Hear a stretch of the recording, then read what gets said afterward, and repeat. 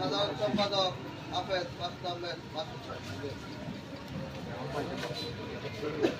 বিসমিল্লাহির রহমানির রহিম।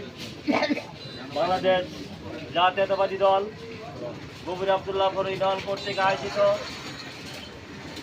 বাংলাদেশ জাতীয়তাবাদী দল কুলিয়াচর উপজেলা শাখার সিনিয়র সহসভাপতি ও জাফরাবাদ ঈদগাহ মাঠের সম্মানিত সভাপতি ও গভীর আব্দুল্লাহপুর ইউনিয়নের সাবেক চেয়ারম্যান জনাব সালাউদ্দিন শাহজাহান ভাই, আপনারা সবাই জানেন তিনি অসুস্থ অবস্থায় ইবনে সিনা হাসপাতালে ভর্তি আছেন।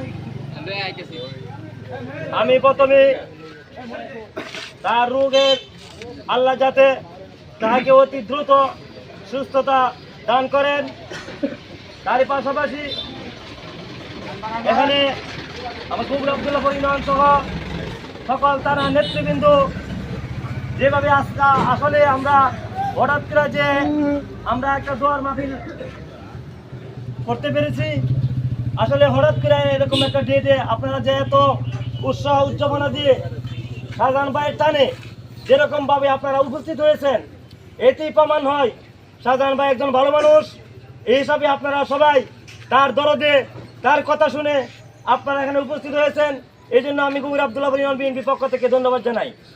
পরিশেষে সালাউদ্দিন শাহজাহান ভাই সহ আমাদের গভীর